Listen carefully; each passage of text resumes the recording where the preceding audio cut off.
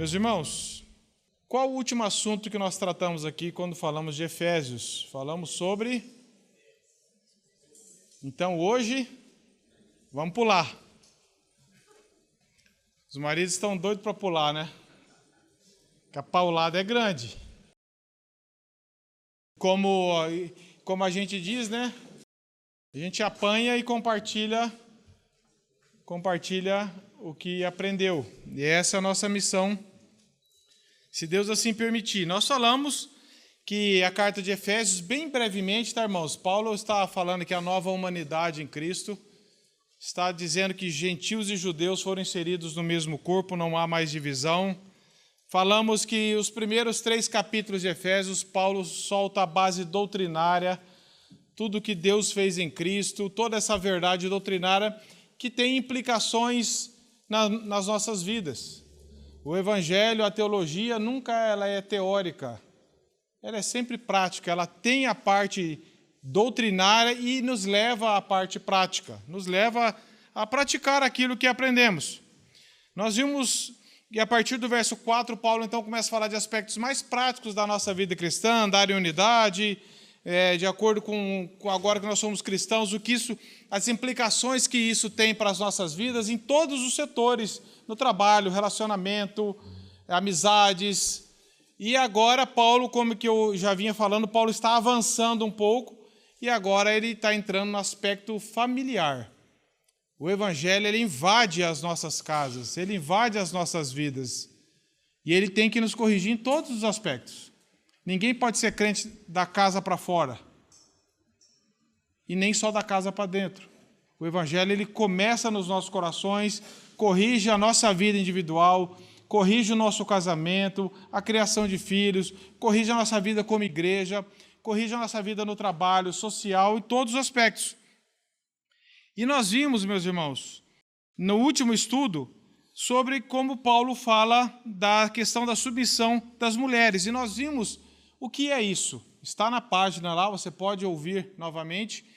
Nós vimos que isso, Paulo está tendo um zelo pela mulher, porque a mulher era desprezada. Então, Paulo está colocando ela no lugar que Deus criou, num lugar tão sublime e importante no casamento. É isso que Paulo está fazendo. E ele diz que esse contexto deve ser vivido e só pode ser vivido com pessoas cheias do Espírito Santo. Se você voltar um pouco no verso 18, Paulo tem falado, e não vos embriagueis com o vinho, no qual há dissolução, mas enchei-vos do Espírito, falando entre vós com salmos, hinos e cânticos. E então nós vemos que só é possível vivermos isso quando nós estamos cheios do Espírito Santo, cheios da palavra de Deus. Crentes vazios não conseguem cumprir os mandamentos de Deus, porque nós cumprimos quando nós estamos debaixo, somos guiados pelo poder do Espírito Santo. Se eu me afasto da palavra, o Espírito Santo tem um poder da palavra com a palavra de Deus. E se eu abandono a palavra de Deus, não adianta eu ficar orando, pedindo bênção de Deus. Senhor, me abençoe meu casamento, que nem o pastor Marco falou. A gente negligencia os meios de graça, não só a conferência, como infelizmente isso acontece, é uma oportunidade dessa, nós muitas vezes negligenciamos, mas até mesmo a reunião da igreja, a leitura da palavra, e depois ficamos pedindo desesperadamente, por que a minha vida está assim, por que meu casamento não sai desse atoleiro, por que eu não cresço com Deus? Porque nós temos abandonado os princípios da palavra de Deus, essa que é a verdade. Então, é um contexto cheios do Espírito Santo. Cada um de nós, homem e mulher, precisa estar cheios do Espírito Santo. E eu falei aquela figura que como se um casamento fosse um raio de uma bicicleta, quanto mais próximo do centro marido e mulher tiver, que é Cristo, mais próximos uns dos outros nós vamos estar. Quanto mais afastados do centro, que é Cristo, mais distantes nós vamos estar. Então, o desafio nosso não é regras, passos para melhorar o casamento. É olharmos para Cristo e clamar por misericórdia e nos debruçarmos na palavra de Deus. Marido e mulher fazer isso, você não precisa de passos, de métodos, isso não existe. Nós gostamos disso porque nós queremos um atalho, mas a palavra de Deus nos mostra o caminho. Nós precisamos estar cheios da palavra de Deus. E é assim que a mulher vai conseguir, porque toda a exortação de Paulo, como ele falou para as mulheres, é sempre como ao Senhor. Sede submisso como ao Senhor. E agora Paulo começa a falar dos maridos. É engraçado que Paulo, engraçado de modo irônico, Paulo gastou 3 versículos para falar das mulheres, mas gasta 9 para falar dos homens. E as mulheres às vezes, mas isso é uma parte muito difícil, é muito difícil. É difícil. Qualquer obediência à palavra de Deus é difícil e é impossível sem a graça de Deus. Só que o que Deus estipulou aqui são responsabilidades. Paulo está nos colocando no eixo. E é para essa finalidade que Deus criou a mulher, a esposa, o marido. Depois ele vai falar dos filhos. Depois ele vai falar a relação de servos e empregados. Então, Paulo está colocando em ordem todas essas questões. E no contexto do casamento, meus irmãos, todo problema ele surge desta guerra que Satanás coloca no coração do homem e da mulher para ver quem manda e quem não manda. E não é isso que a Bíblia está falando, nós já falamos sobre isso.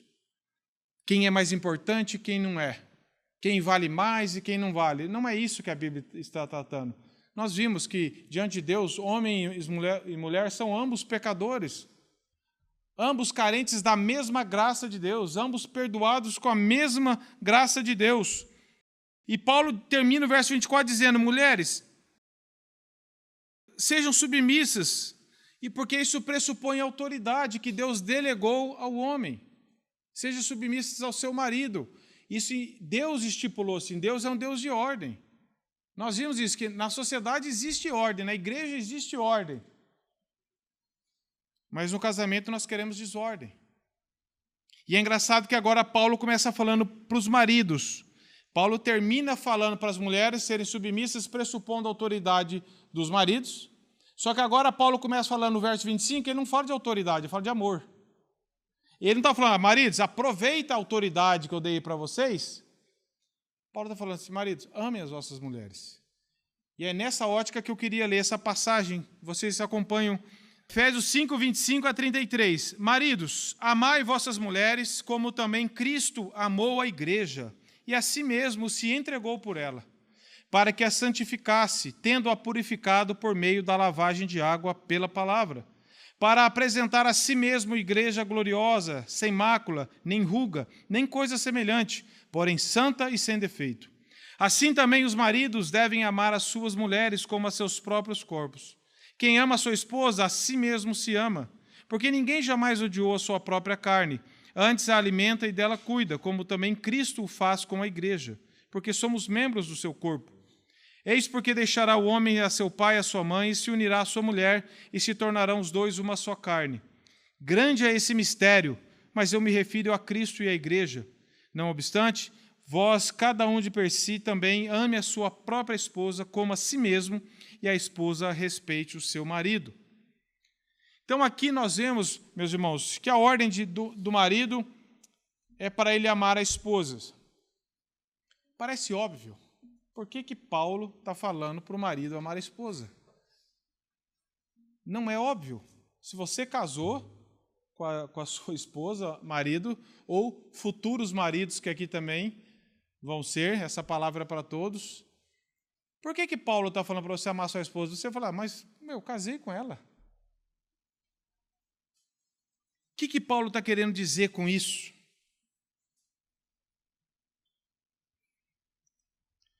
Paulo está dizendo que é um tipo de amor que talvez nós não tenhamos nos atentado ainda. Eu queria trabalhar dentro desse contexto alguma coisa nesse sentido. Abra em Colossenses 3,19, que é uma carta gêmea de Efésios. O texto, o verso 18, se vocês lerem, ele também vai retomar o que nós falamos no estudo passado. Esposas, sede submissa aos próprios maridos, como convém no Senhor. Maridos, amai a vossa esposa e não as trateis com amargura.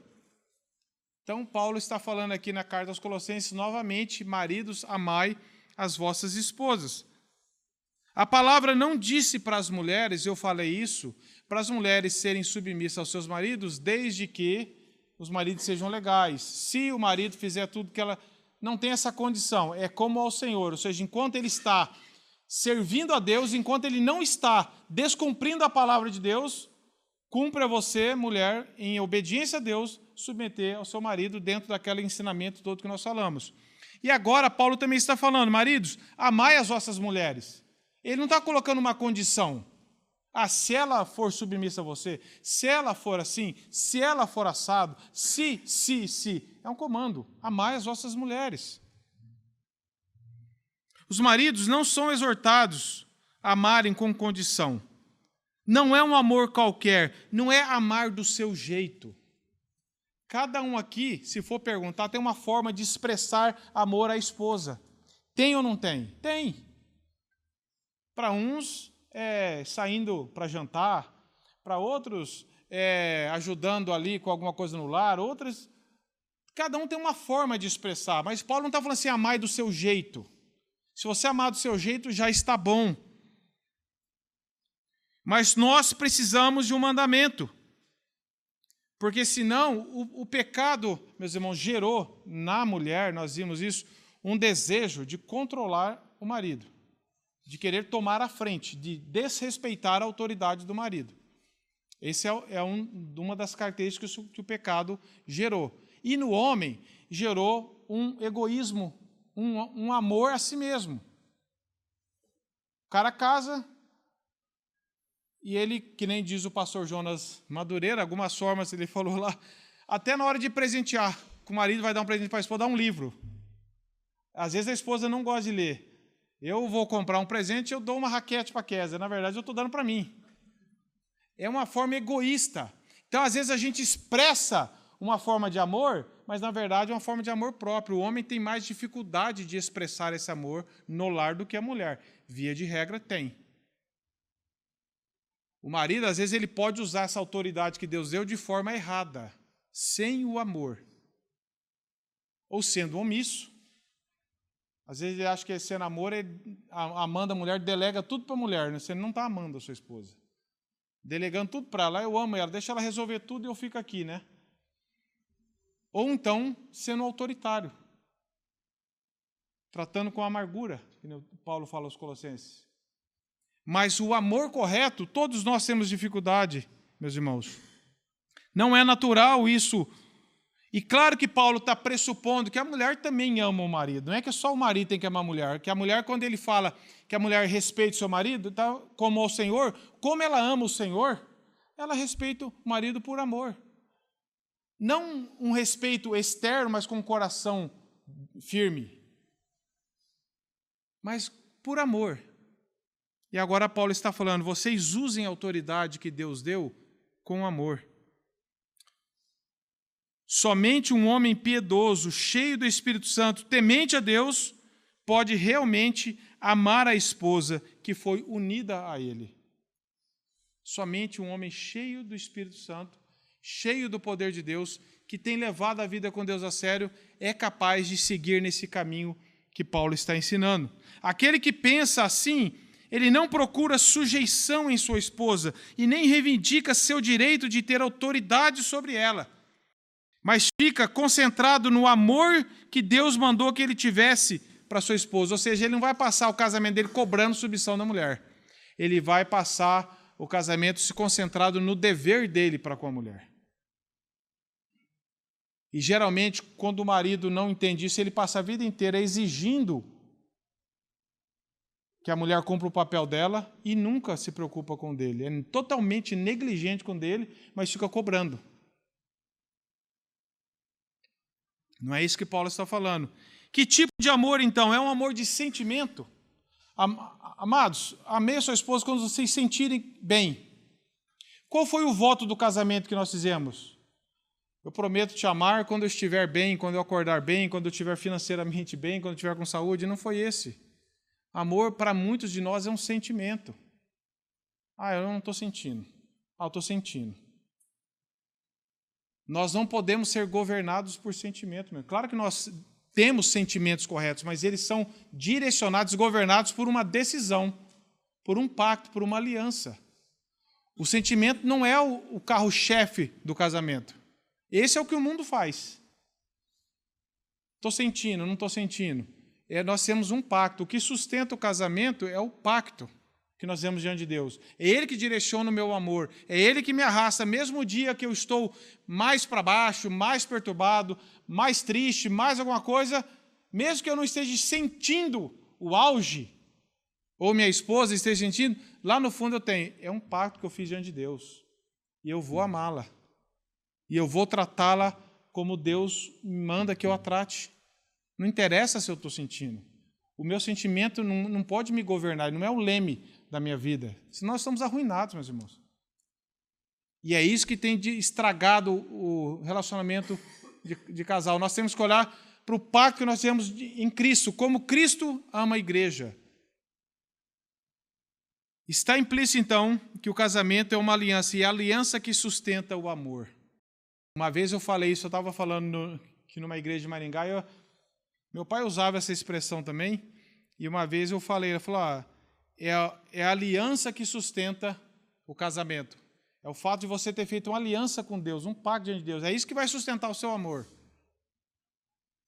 E uma irmã ficou brava, saiu no meio da palestra, o pastor depois veio até pedir desculpa para mim, que já não era a primeira vez. Por quê? Porque o conceito de sentimento, de emoção. Então, se eu não sinto mais hoje, paciência. Pensa se você fosse trabalhar todo dia que você tem vontade, ou que você estiver sentindo. Por que você vai? É um compromisso que você fez. Casamento é algo muito maior do que um emprego, do que um trabalho, obviamente. Cristo amou apenas falando. Cristo amou apenas a igreja apenas falando. Cristo amou a igreja apenas demonstrando sentimentos. Cristo amou a igreja porque ela fosse totalmente amável. Não tinha como ele não amar a igreja. Nós sabemos que não, meus irmãos. O marido como cabeça do lar, revestido da autoridade de Deus, porque o marido ele presta conta para Deus da autoridade que ele, como toda autoridade delegada, presta conta a Deus. Ele tem que exercer essa liderança em amor. E eu lembrei de uma propaganda aqui, antiga, que não é da minha época, mas antiga, né? Eu lembro. Era uma propaganda que eu lembrei, veio do pneu Pirelli. E falava assim, potência não é nada sem controle. Quem lembra? Não, ninguém vai se entregar agora, né? Flávio lembra. Potência não é nada sem controle. E eu fiquei pensando, autoridade não é nada sem o amor. É isso que Paulo está falando. Vocês têm autoridade delegada, mas sem o amor não vale nada. Autoridade sem o amor que Paulo está ensinando não vale nada. É autoritarismo. Então, Cristo exerce autoridade sobre a igreja, mas exerce autoridade sem amor. Ele nem só ama, no sentido de aquele amor ilusório que quem ama não faz nada, e nem só é autoridade, ele é autoridade em amor. É isso que nós temos que aprender. Cristo tem autoridade sobre a igreja, mas ele não demonstra amor pela igreja? E é assim que nós devemos aprender. Nós não temos que escolher, ou eu vou ser autoridade, ou vou ser amor. Com os nossos filhos nós temos que ser assim. Tem pai que só quer ser o amor. A criança chuta a canela dele e fala, nossa, tem uma facilidade para a luta.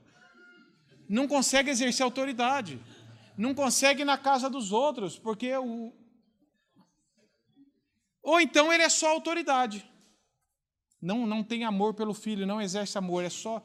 O filho chega a tremer perto dele, porque não tem empatia, não tem amizade. Quando crescer, vai dar o efeito contrário. Então, nós temos que aprender que amor é esse, então, meus irmãos. Na língua grega, como era falada nos dias de Paulo, havia três tipos de amor que eles entendiam. A primeira era a palavra eros, que descreve um amor ligado à carne. Um amor, daí que vem a palavra erótico, um amor mais ligado à atração física, a desejos físicos. É um amor, é um desejo, algo carnal, é uma característica de um amor mais preocupado em se satisfazer. Esse amor não precisa ser cristão para ter. Esse amor aqui, todo mundo que você vê aí fora, em celebridade e tudo, se relaciona com esse amor, que é atração física até quando me dá interesse. Acabou, e vamos trocar. Esse amor é um amor egoísta, ele está preocupado em me satisfazer, em satisfazer cada um. É um tipo que o mundo valoriza, as celebridades valorizam isso. E isso é ensinado através da mídia, através de modelos do mundo. Então, cuidado com o que você está assistindo, um livro que você está lendo, cuidado com os exemplos que você segue, cuidado com o que os seus filhos estão vendo, porque é esse tipo de amor que eles falam que é o amor do casamento. O amor eros. Só atração física, só beleza, só aparência, é só isso. Isso não precisa ser crente para ter. É um amor que é obcecado pela autossatisfação. Depois tem um outro amor, que é um pouquinho melhor, que é o amor, é o filéu, que vem de Filadélfia. É um amor que gosta de estar junto, que admira. Não é tão egoísta quanto só esse eros. Ele gosta da presença, ele gosta de estar junto. É muito bom esse amor também. Faz parte. Mas não é exatamente desse amor que Paulo está falando. Qual seria esse amor? Que maridos, amai vossas esposas. É o tipo de amor ágape, que é o amor de Deus. É a palavra sempre empregada na Bíblia para expressar o amor de Deus por nós. É um amor, meus irmãos, que é fruto do Espírito, como Gálatas 5:22 fala, mas o fruto do Espírito é amor. Não é esse amor eros, amor egoísta, amor de atração física, amor que hoje tem, amanhã não tem, amanhã tem para o outro, amanhã tem para o outro. Ou amor apenas de estar junto, de companhia. É um amor que o Espírito Santo produz em nós, um amor ágape que vem de Deus e que nos capacita a servir o outro, a nos doar, a nos preocupar com o outro, acima, às vezes, de nós mesmos. Como que nós vamos amar assim? Agora, um casamento, meus irmãos, não é só com amor ágape que ele é sustentado. É claro que, se você casou com a sua esposa, você gosta dela, você acha ela bonita. Você foi atraído por ela, Deus nos criou assim.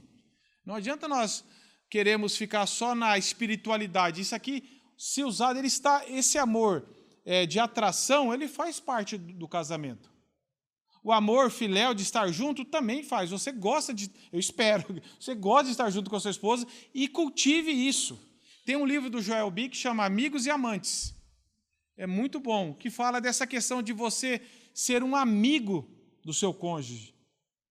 Claro, não só amigo de amigo, você ter um relacionamento amoroso, mas de gostar de estar junto, de fazer coisas junto, de dedicar tempo, de realmente não ter só interesses físicos, mas gostar da companhia um do outro. Olha o que Martin Lloyd-Jones diz. O apóstolo está se dirigindo aqui a pessoas cheias do Espírito. É ocioso dizer isso a não cristão, ou seja, não perca tempo em tentar ensinar esse amor aqui para quem não entendeu, para quem não é regenerado. Ele não quer saber desse amor, ele não conhece esse amor. Mas ele diz, o não regenerado é incapaz disso, ele não pode amar com essa classe de amor. Esse amor ágape, ele é um nível elevado que só cristãos foram capacitados a ter.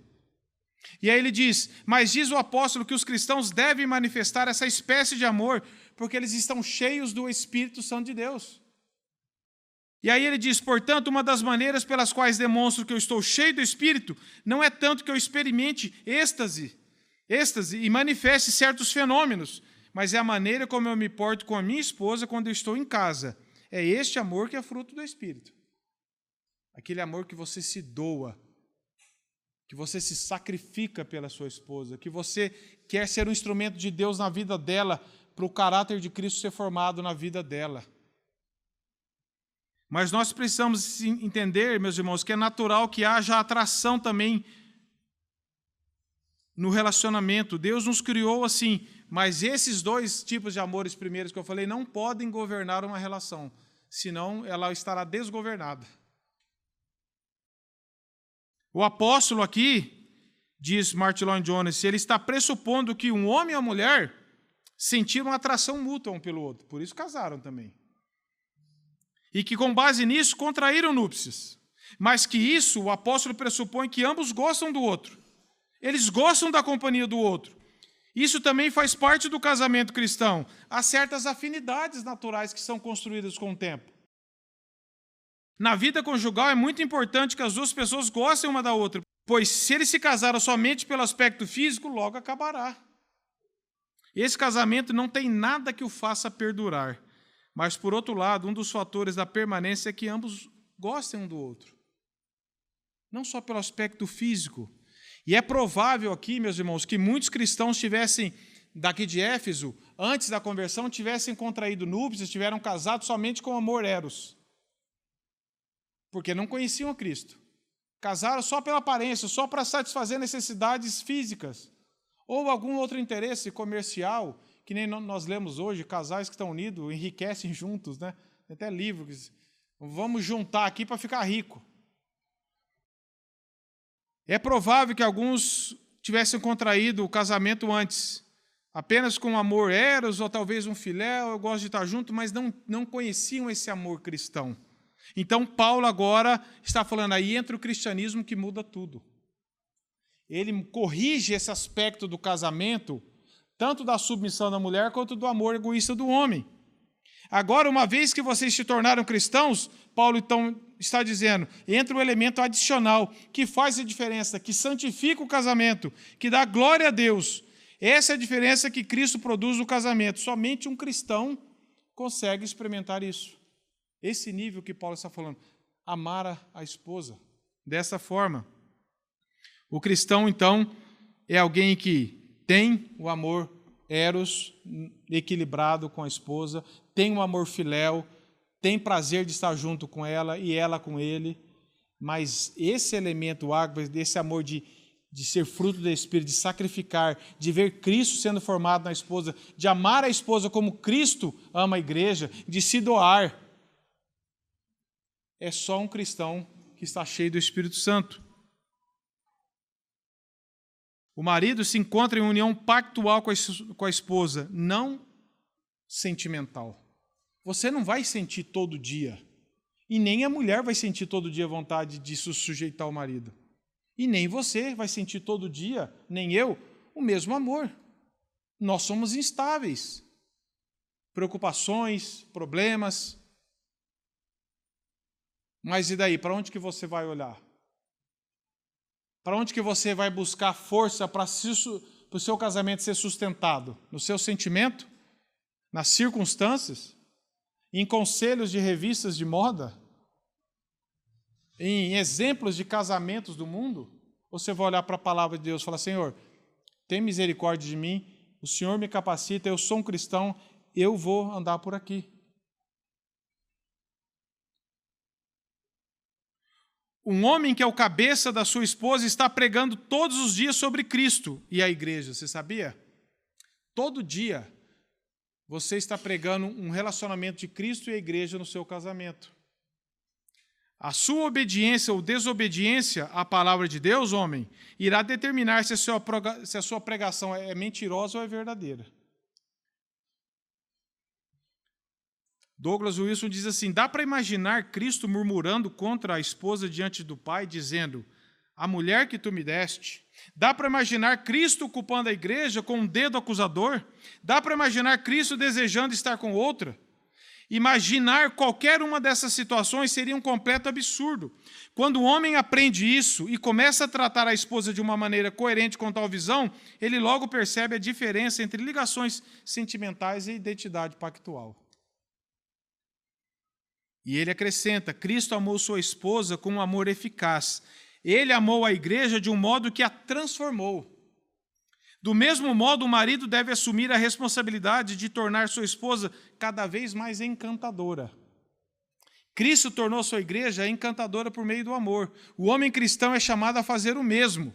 O amor pactual concede graciosidade. Cristo não amou de longe, meus irmãos. Ele transformou em servo, esvaziou, deu a sua vida para transformar a igreja, para edificar a igreja. Esse é um amor de Cristo pela igreja.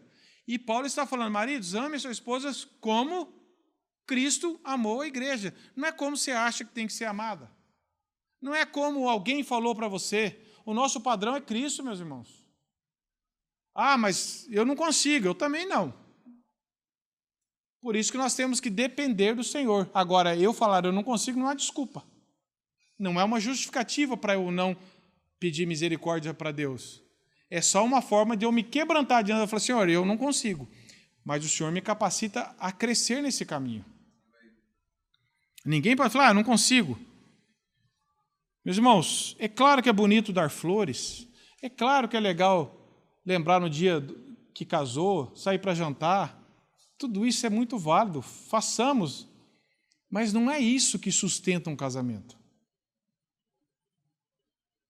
O cara vive mal a vida inteira, o dia inteiro, aí depois quer dar um carro, quer sair para jantar, quer dar flor. Você acha que qual esposa que vai sentir valorizada, amada por alguém que a trata mal,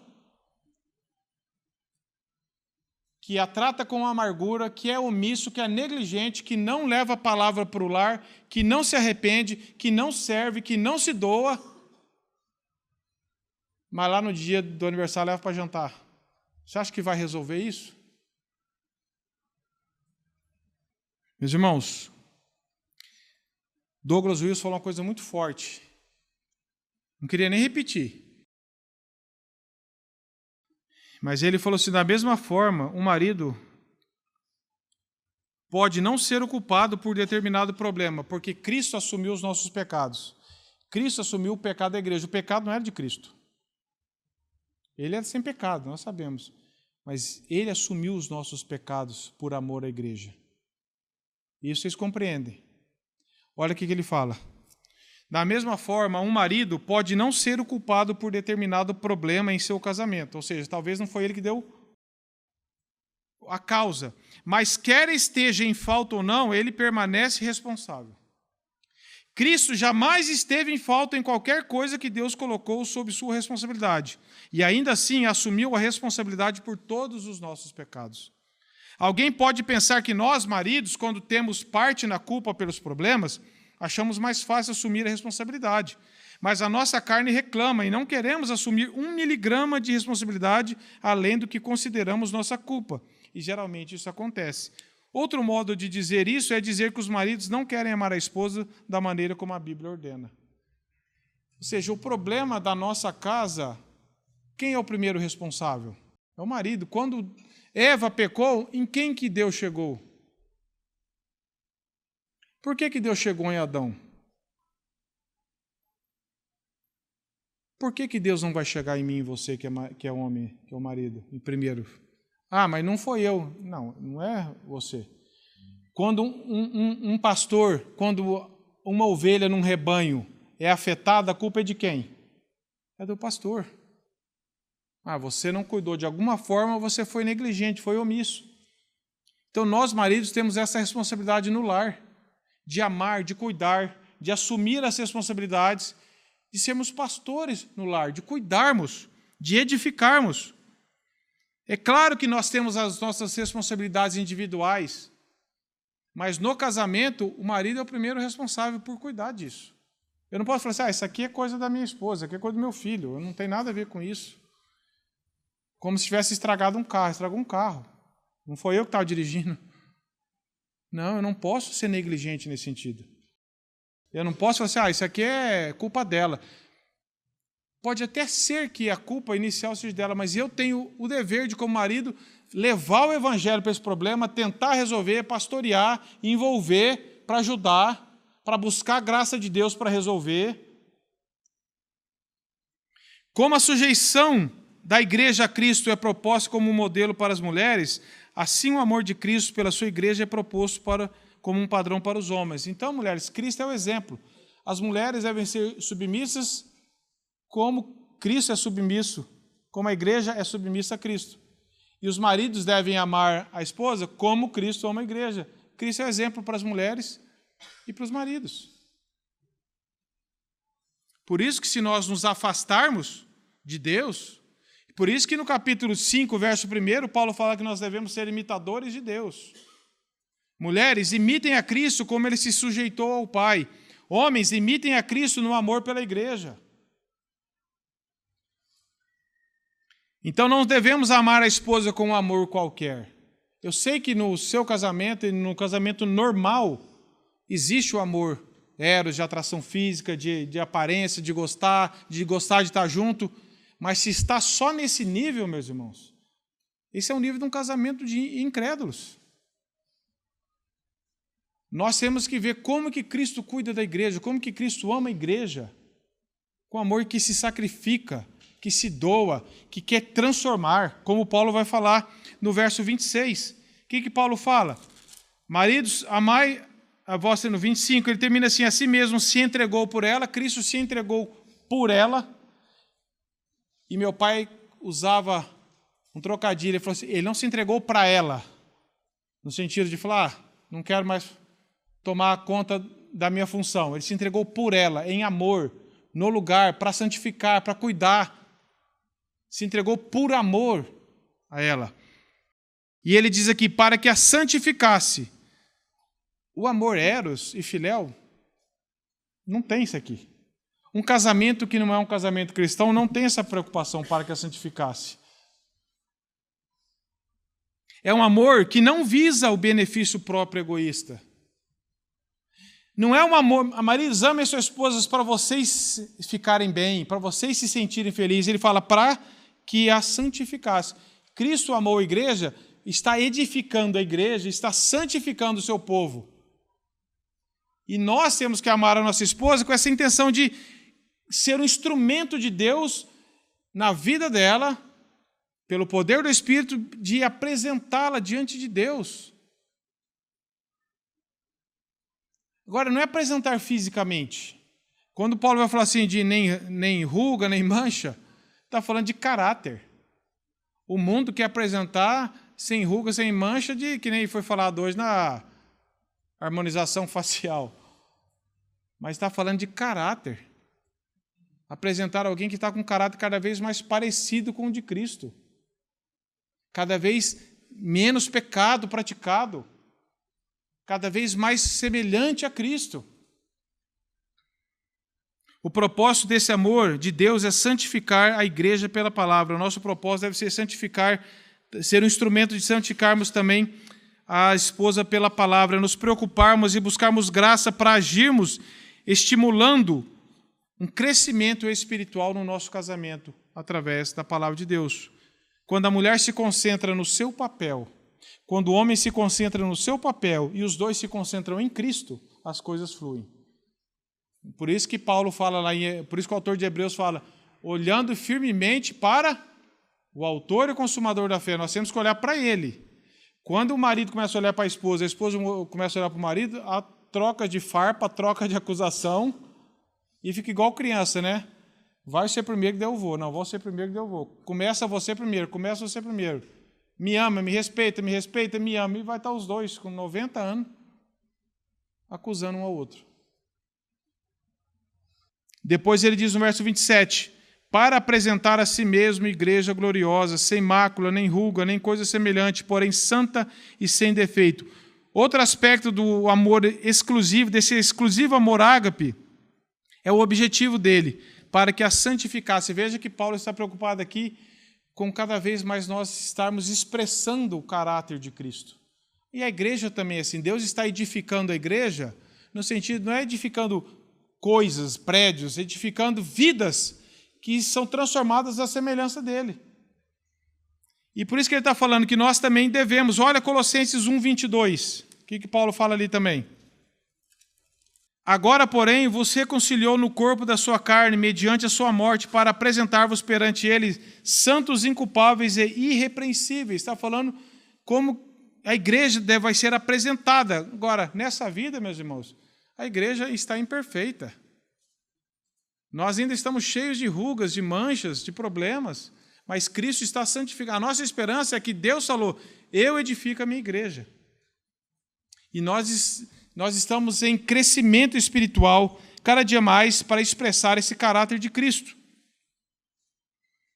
E nós, maridos, temos que aprender que nós somos um instrumento de Deus, que nós temos esse dever de amar, de apresentar a esposa que Deus nos deu, de forma cada vez mais também diante do Senhor, com alguém que cuidou, amou como Cristo amou a igreja. Agora, há maridos que nada sabem da palavra, por isso nada têm a oferecer. Nada sabem, não cuidam da esposa, nesse sentido que Paulo está dizendo. Há outros que conhecem pouco e oferecem pouco.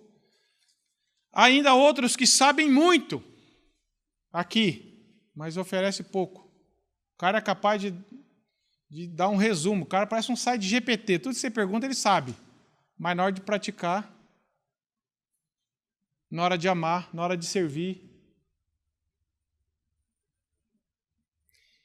Há outros que Deus tem dado conhecimento e capacidade, porque é um conhecimento com piedade, não é um conhecimento intelectual.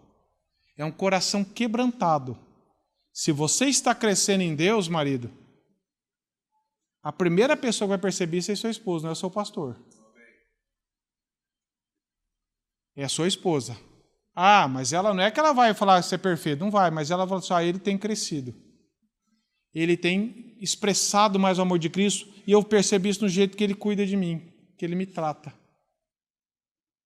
Nós devemos conhecer a palavra de Deus, não é ficar dando lição de moral, não é ficar dando livro, não é... Pode dar livro, pode, mas não é impondo lei, não é cobrando, é amando, é sendo exemplo. Quando erra, pede perdão, cuida da esposa como Cristo cuida da igreja. Esse amor ágape, de zelo, de atenção. Falei esses dias aqui para os homens aqui, né? Eu citei um exemplo lá do marido urutal, né? Aí que teve umas mulheres que vieram perguntar o que é urutal, né? É uma ave que ela é bem quieta na dela. Ela fica, por exemplo, num tronco ali de uma cerca na área rural, você passa, você acha que é a continuidade do tronco. Ela se camufla com a cor, fica quietinha, você pode chegar perto dela, ela finge que não é com ela. Mal abre um olho assim, olha para os lados, olha para lá, quietinho, quando emite um som é um grunhido de sofrimento. Mas finge que não é com ele. Tem marido que é assim no lar. O cara chega em casa e vai para o sofá. A casa pegando fogo, todo mundo precisando, e o cara lá, parece um urutal ali no... E quando emite um som, é um som sofrido ainda, para alguém ter dó dele. Pede comida, pede isso, como se o cara não se preocupa. Ele não se preocupa, ele não se envolve no lar. Ele acha que a casa dele é uma toca de descanso. Mas é ali que Deus vai exigir de nós. Não adianta você falar assim, nossa, a minha empresa foi assim, a minha casa foi assim. O que você vai falar para Deus, meu irmão? Não é para você afundar a sua empresa, não. É para você erguer a sua casa. Vai falar, Senhor, o meu primeiro compromisso é com a minha esposa, com o meu lar. Agora, eu não vou resolver isso com técnica, eu vou resolver isso caminhando com o Senhor. Essa aqui do Douglas Wilson, acho que foi a pior. Olha o que ele diz. Mais frequentemente, quando os maridos perdem o entendimento da cruz, eles chegam ao ponto de não dar instrução nenhuma da palavra à esposa. É claro que, como cabeça da esposa, o marido ignorante continua ensinando, mas as lições dirão que Cristo está mais interessado no futebol transmitido pela TV do que na comunhão com a sua noiva. Sabe o cara que ele chega em casa para assistir jogo, para fazer as coisas dele e não está nem aí com nada. Maratona na Netflix, se gaba que está na última fase do jogo e os filhos estão largados, a esposa largada. E ele está ensinando. Ele está ensinando para a esposa e para os filhos. Olha o que é mais importante. O marido não deve oprimir a esposa, jamais, como Cristo não oprime a igreja. Ele sacrificou-se a fim de servi-la. É assim com um homem de verdade. Para nós sermos um homem de verdade, nós temos que ser um homem da verdade. Se você não está sendo um homem da verdade, se da palavra de Deus, você não vai conseguir ser um homem de verdade, no sentido de você conduzir a sua família com graça, com amor, com sabedoria, com uma liderança em amor, que incentiva. Nosso maior dever é apresentar uma esposa santificada, piedosa, amada, mais parecida com Cristo. E Paulo diz aqui dos versos 28 a 32, ele diz também aqui, assim também os maridos devem amar as suas mulheres como a seus próprios corpos. Quem ama a sua esposa, ama a si mesmo. Calvino diz, o homem que odeia a sua esposa é um monstro. Pronto. O homem que odeia a sua esposa é um monstro. O homem que não ama a sua esposa, como Cristo está falando, é um monstro. É isso que ele está querendo dizer. O homem que é um egoísta na casa é um monstro. É isso que ele está dizendo. O homem que só se preocupa com ele é um monstro.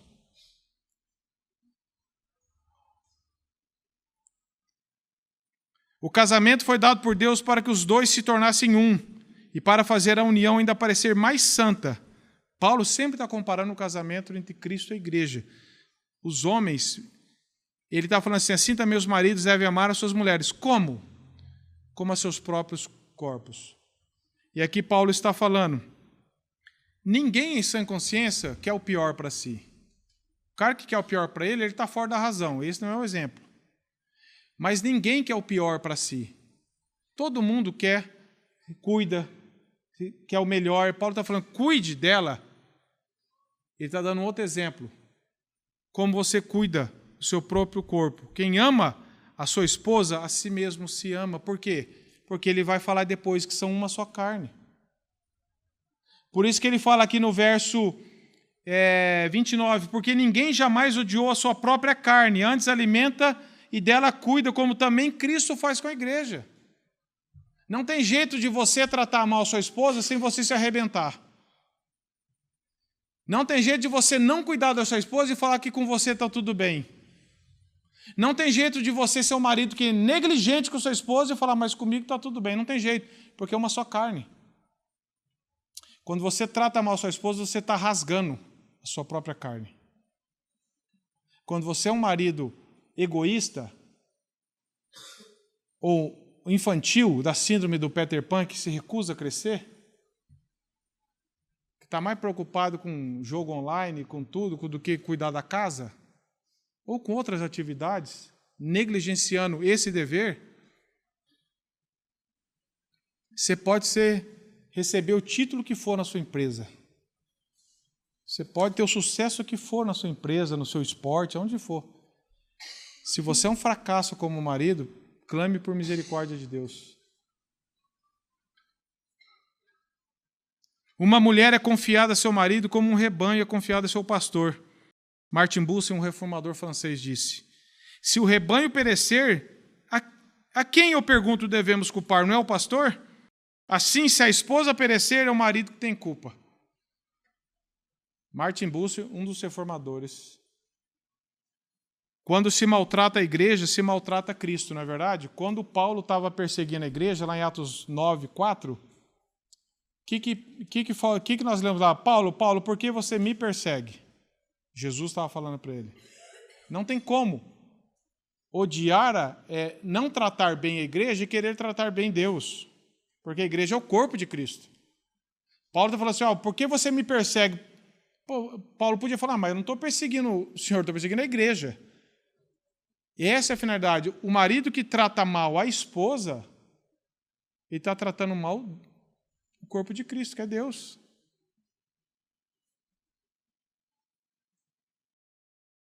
É aquela história que eu falei esse dia para os homens aqui, né? Cuidado para não arrumar encrenca com o sogro. Porque se ela é uma cristã, ela é filha de Deus. E se você trata ela mal, Deus é o pai dela. Então, nós temos que tratar como irmãos em Cristo. E aqui, então, nós lemos, porque jamais ninguém odiou. A referência a um marido cristão, obviamente. Se você falar isso para quem não é cristão, o cara não vai entender nada, e não vai mesmo, porque o evangelho é loucura para uma mente natural. E aí ele diz, verso 30, porque somos membros do seu corpo. Pense em seu futuro marido também. Você, moça que está querendo casar, pense. Assim como o menino, o jovem, deve olhar também para uma mulher com esse potencial que a Bíblia diz, que nenhum de nós, mesmo casado, atingimos, mas alguém que está preocupado com essas qualificações que ele apresentou para as mulheres, uma moça também deve olhar para um jovem, não se ele é um promissor, se ele vai ser um cara bem-sucedido na empresa. Esse aí vai ser um bom marido. Na empresa dele está, olhe para o caráter dele. Como que ele se relaciona com Deus, qual a importância que ele dá para a palavra, como ele trata a mãe dele, como ele trata as irmãs, como ele trata as pessoas, qual o compromisso dele com a palavra. A nossa união com Cristo, nós somos seu corpo. Assim como Eva foi tirada de Adão, a igreja é tirada de Cristo. Esse é o ensinamento. John Stott diz: a noiva de Cristo e o corpo de Cristo são os mesmos, porque nós somos membros do seu corpo. E o verso 31 diz: eis porque deixará o homem seu pai e sua mãe, e se unirá à sua mulher se tornarão os dois uma só carne. Aqui Paulo está retornando, nós sabemos o texto de Gênesis 2, 24. É claro que a palavra não está ensinando que quando casa, querem saber do pai. Claro que não. Mas ele está falando que agora não tem vínculo maior, mais unido na face do que o marido e a mulher, mais do que pai e filho. Porque quando o pai e filho, não fala que pai e filho são uma só carne, mas marido e mulher sim. O vínculo do marido e mulher é muito mais forte, nada pode substituir ou atrapalhar essa unidade do casal, isso que Paulo está falando. Como nada pode atrapalhar a unidade de Cristo e a igreja. Verso 32, ele fala: grande é esse mistério, mas eu me refiro a Cristo e a igreja. O casamento é algo forte, é onde um homem e uma mulher se unem. Um homem se une à sua mulher e tornam uma só carne. Mas o mistério aqui é Cristo e a igreja. Paulo fica impressionado com isso. Esse mistério de Cristo e a igreja. Nenhuma linguagem humana pode compreender exaustivamente essa união, meus irmãos, de Cristo e a igreja. É aqui que a gente acredita que a Bíblia tem mistérios, mas ela não é misteriosa. Ela tem mistérios. Que mistério? Esse aqui é um. Quer saber outro mistério? A Trindade, a criação, a regeneração. Nós cremos, está claro na Bíblia até onde nós entendemos. Está claro o que Cristo fez, mas a nossa mente não consegue penetrar até o fundo. É um mistério. Mas a Bíblia não é misteriosa, não é um código misterioso que você não sabe o que está acontecendo. E olha o que João Calvino fala aqui. De minha parte, eu sinto-me maravilhado pela profundidade desse mistério, e não me envergonho de juntar-me a Paulo no franco reconhecimento de minha ignorância e de minha admiração. Quão mais satisfatória é essa ignorância do que subestimar por meu senso carnal o que Paulo declara ser um profundo mistério. A própria razão nos ensina isso, pois tudo quanto é supernatural está evidentemente além da compreensão de nossas mentes. Portanto, labutemos mais para sentir Cristo vivendo em nós do que para descobrir a natureza de tal comunicação. A Trindade é o mistério, a criação, a regeneração, a união mística. Nós cremos, mas a nossa mente não consegue até o fim disso. E por fim, Paulo termina aqui no verso 33. Não obstante, vós, cada um de per si, ame a sua esposa como a si mesmo, a esposa respeite o marido. Paulo está fazendo, parece que um resumo, meus irmãos. Ele fala das funções. Olha, a esposa também, cada um, o marido ame a sua esposa. 1 Pedro 3, 1-7, o Danilo já trabalhou esse texto, ele fala muito bem isso daí. Vocês podem anotar, 1 Pedro 3, de 1-7. Mulheres, concentrem a sua função, submissão com respeito. Cada um de per si também ame a sua própria esposa. Ou seja, concentre-se em amar a esposa com o amor de Cristo. Cuidado para ver se o seu casamento não está só com os elementos naturais que o incrédulo tem também. Senão você está amarrando, que nem diz, um leão numa moita de capim. Vai romper, não vai dar certo. Vai estourar. Concentre-se nisso. Amor que serve, amor que cuida, amor que se doa, amor que protege, amor que pastoreia. Não é isso que a gente vê aí fora, não. Nós temos que olhar para a palavra de Deus. E ele diz, e a esposa respeite o seu marido. Respeite a autoridade que Deus deu para ele. Não ultrapasse os limites que Deus pediu para não ultrapassar. Haja de uma forma que você vai incentivá-lo, estimulá-lo e ajudá-lo na missão dele. Não respeite só da boca para fora. Não atropele as coisas. Não exponha, às vezes, uma fraqueza dele.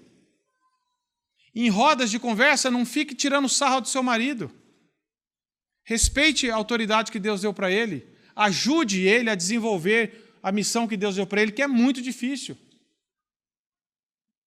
Não tente passar à frente dele, não tente resolver as coisas sozinha. Deus colocou vocês num relacionamento que você vai ajudá-lo demais, como as nossas esposas nos ajudam. Mas cuidado para não ultrapassar, para não desrespeitar a autoridade que Deus deu. E maridos, amem as suas esposas como Deus amou a igreja, não do jeito que você acha que é, não quando você acha que deve amar. Agora, como que nós vamos conseguir isso aqui, meu irmão? Não tem livro, não tem regra.